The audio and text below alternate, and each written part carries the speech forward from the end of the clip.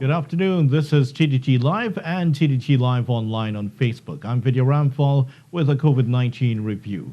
Now, before we get into the latest COVID-19 news, let's take a look at what's happening with the weather.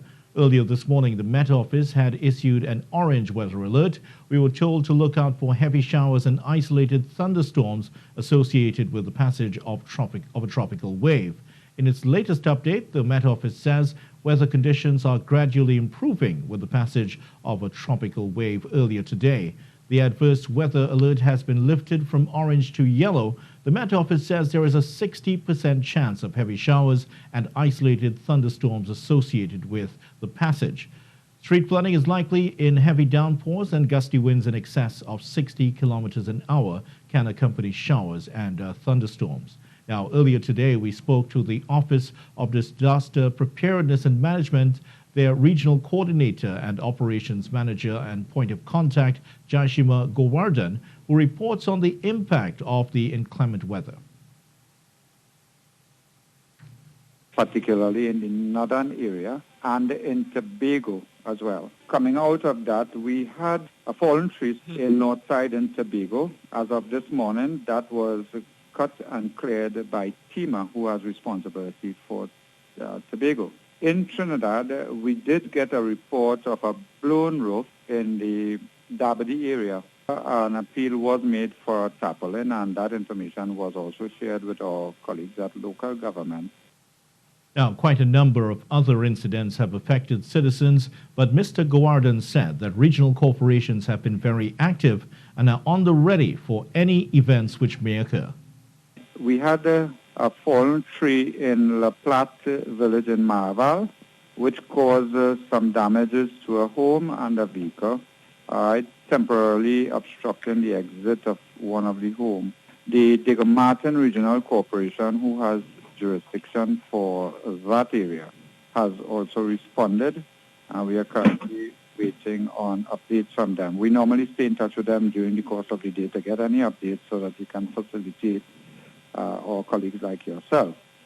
In Hague Street as well, Carnage, heavy rainfall caused the collapse of a roof of a house.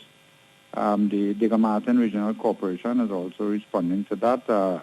My information at this time is that they are currently conducting initial damage assessment to determine what the needs are and how they can best facilitate assistance to that particular person. Other than that, we have had no other major reports.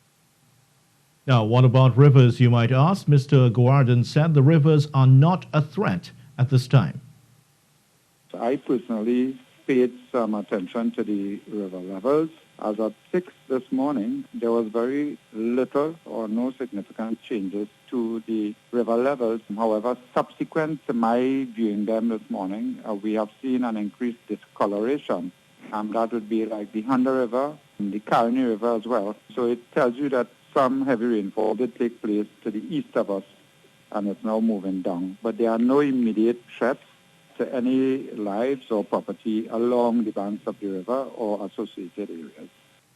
Now, by 4 o'clock this afternoon, that's just under 2 hours, the Met Office will determine whether the alert will continue, decrease, or increase. Now, Mr. Gowardhan said that the ODPM is closely working with their partners in this regard. As a matter of fact, the ODPM was in constant contact with the Met Services as of 12 last night, because we were in contact as well. So we have been monitoring, we have been liaising with each other, all the critical players at the Office of Disaster Preparedness and Management, and our colleagues at the Ministry of Rural Development and Local Government, who are our eyes and ears on the ground, and the first responder in their respective jurisdiction. Well, I certainly hope the weather has not affected you too badly, and we hope it continues to improve and the impact will be minimal on you. Now, moving on to some COVID-related news. First, we go to the Emperor Valley Zoo, where history was made earlier today. Now, the pictures you're about to see, these are some of the 18 baby turtles hatched this morning just after 5 a.m. at the zoo. The female giant South American river turtle, which laid them, is estimated to be about 140 years old. Zoo officials believe this is the oldest female of this particular species on record to successfully nest in captivity. It's the first time since 1992 that the female turtle has nested on land at the Emperor Valley Zoo. It is theorized that the decreased traffic at the zoo due to COVID-19 restrictions is a result of that. It's closed and they're now quieter times. At the zoo, there's less foot traffic, no vehicles on the nearby roadways. We think that she felt comfortable enough to come out on land and nest on the sandy bank. Now, she normally lays eggs, but she does it in the water. Then the eggs become unviable.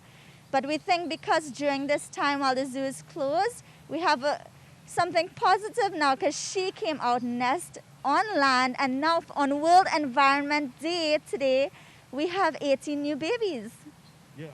Well, all of the babies are doing well, we're told. Now, Trinidad and Tobago nationals who were stranded on board the Carnival Fantasy cruise ship finally got home on Thursday afternoon.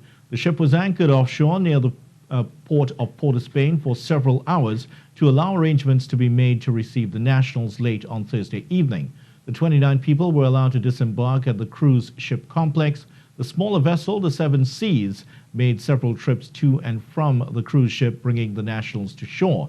3 large buses, an ambulance, and a police escort took them to the cruise ship complex to their quarantine location. There, they will be all tested for COVID-19. As the convoy left the dock, one passenger could be seen flying a TNT flag out the window of the bus. The crew members had been unable to return to Trinidad and Tobago as the borders had been closed since March 23rd to curb the spread of COVID-19. Now to some regional COVID-19 news. The borders of St. Lucia officially opened to international travelers on Thursday, June 4th. That's as part of phase 1 of the responsible reopening plan.